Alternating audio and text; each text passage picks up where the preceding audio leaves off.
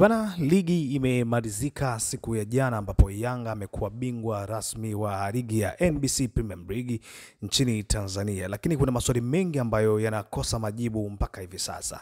Sasa ligi kuu ya Tanzania bara msimu wa 24-25 imehitimishwa kwa namna isiyo kawaida kabisa.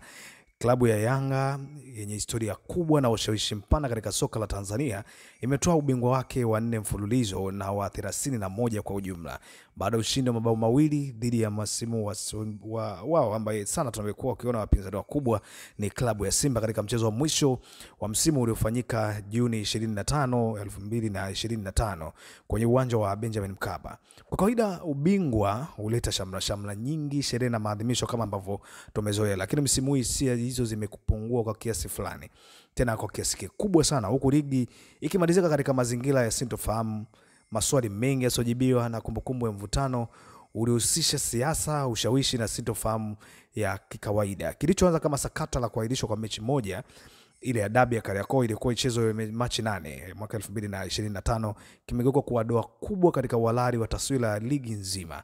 Mechi hiyo iliyowekwa kwa ajili ya kuamua mwelekeo wa ubingwa iliahirishwa kwa mazingira yasiyoeleweka na ikachezwa takriban miezi 4 baadaye. Licha kufungwa kwa pazia rasmi, maswali muhimu yamebaki hewani, hasa kuzungumkuti ambacho mchezo wa dabi namba 184.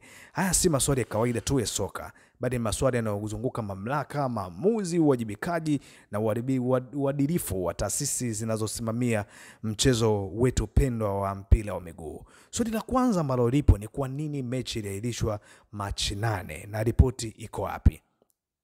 Itakumbukwa tu Machi 8, 2025 ilikuwa ni siku ambayo macho yote ya Watanzania yalikuwa yameelekezwa katika uwanja wa Benjamin Mkapa kwa ajili ya mechi namba 184, mchezo wa ligi ya dabi ya Kariakoo kati ya Simba na klabu ya Yanga. Lakini baada ya mpira, taifa lilishuhudia sintofahamu ambayo ilikuwa ielezeki. Kwa mujibu wa Simba Sports Club, walinyimwa fursa ya kufanya mazoezi ya mwisho kwenye uwanja huo ambao siku moja kabla ya mechi, kitu ambacho ni haki yao kwa mujibu wa kanuni.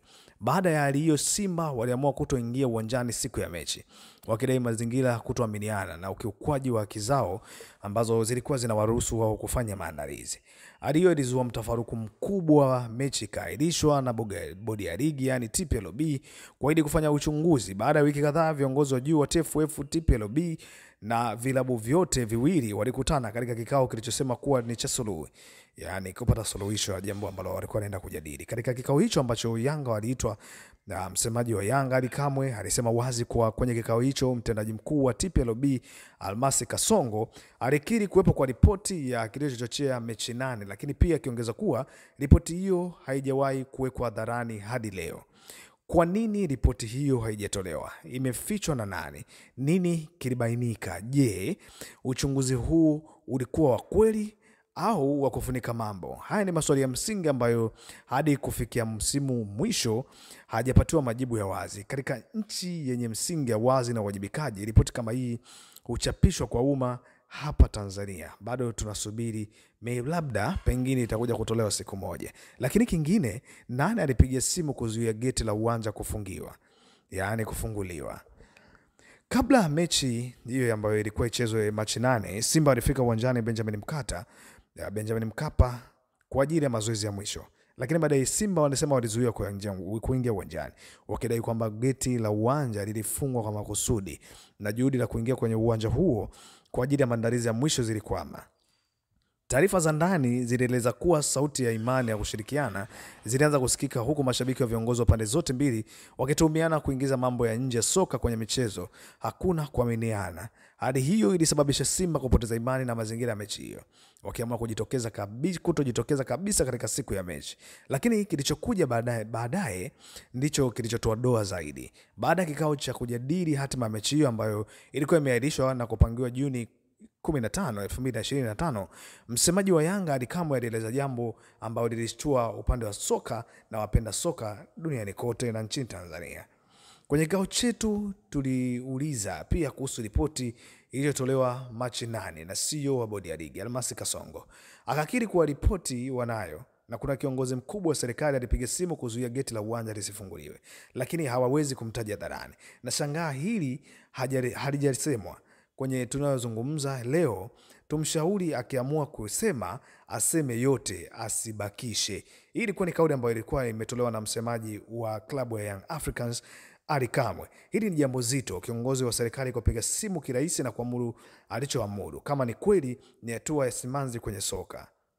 Wengi wanatamani kumjua, na ni nani huyo anayejua mamlaka yake kuzuia maandalizi ya mechi ya ligi kuu, ambaye kwa simu yake tu nchi nzima ilizizima na mechi ikachezwa miezi 3 mpaka 4 baadaye. Mpaka leo jina hilo halijatolewa. Uamuzi huo haujafafanuliwa, na hata baada ya kujiuzulu kwa mwenyekiti wa bodi Steven Mguto na kusimamishwa kazi CEO Almasi Kasongo, bado hakuna kiongozi aliyejitokeza kuthibitisha au kukanusha taarifa hizo. Hii ni doa la kiutawala ambalo linapaswa kusafishwa kwa uwazi kabisa, anasema Rahman John, mfuatiliaji wa soka la Tanzania na mshabiki wa klabu ya Yanga.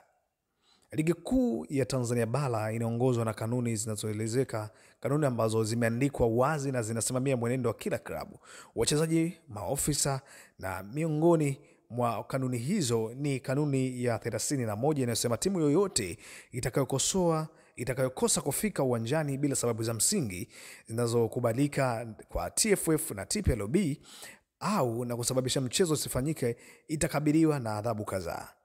Ukiacha na faini ya kulipa fidia, maandalizi ya uharibifu wowote utakaojitokeza itapokwa alama 15. Na katika msimamo wa ligi na viongozi waliosababisha jambo hilo watachukuliwa hatua zaidi za kinidhamu. Lakini msimu huu hali hiyo imekuwa tofauti kabisa. Machi 8 Simba walitangaza rasmi kuwa hawataingia uwanjani kwa kucheza dhidi ya klabu ya Yanga, wakieleza kuwa walizuia kufanya mazoezi ya mwisho kuelekea katika mechi ambayo itakutanisha na watani wao wa jadi katika uwanja wa Benjamin Mkapa, haki ambayo inalindwa na kanuni. Walisisitiza kuwa mazingira ya mechi hiyo yalikuwa ya hila, na hivyo kukataa kuingia uwanjani ni haki yao. Juni 15 Yanga nao wakafuata mkondo huo huo, ikitoa masharti matatu: wapewe ushahidi wa Machi 8, hawatacheza mchezo namba 184 dhidi ya klabu ya Simba katika sherehe yoyote, na kamati ya uendeshaji wa ligi kuu ivunjwa, ambayo ilikuwa chini ya mwenyekiti wa bodi ya TPLB Steven Mguto na afisa mtendaji mkuu wa TPLB Almasi Kasongo, na mechi ikafutwa tena.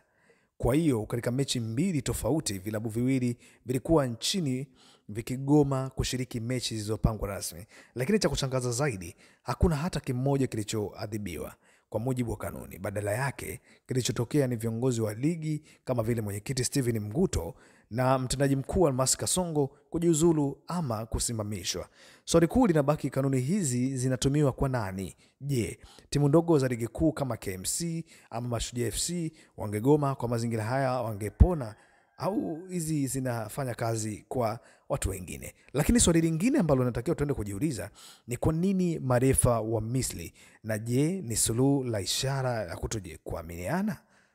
Kwa mara ya kwanza katika historia ya ligi kuu ya Tanzania bara, mechi ya ndani ya ligi kuu iliamuliwa na marefa kutokea nje ya nchi.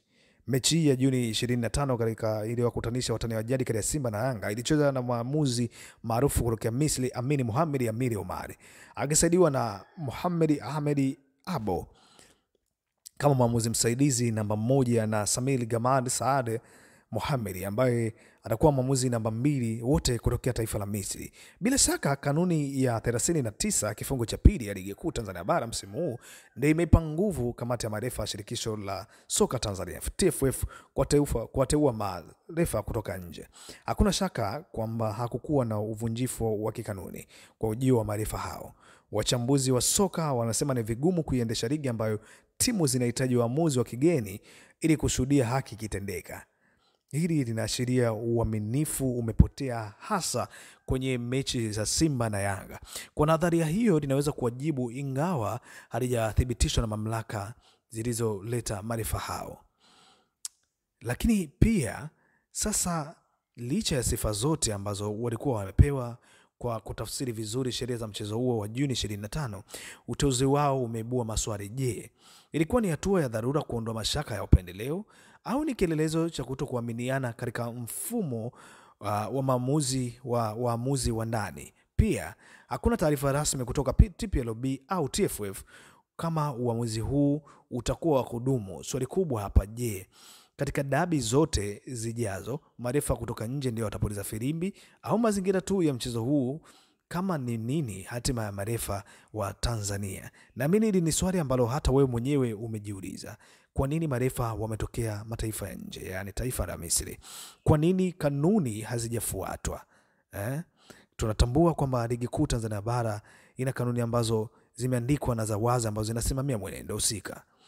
Na ni nani alipiga simu kuzuia geti la uwanja kufunguliwa? Na kwa nini mechi iliahirishwa Machi 8? Na ripoti iko wapi?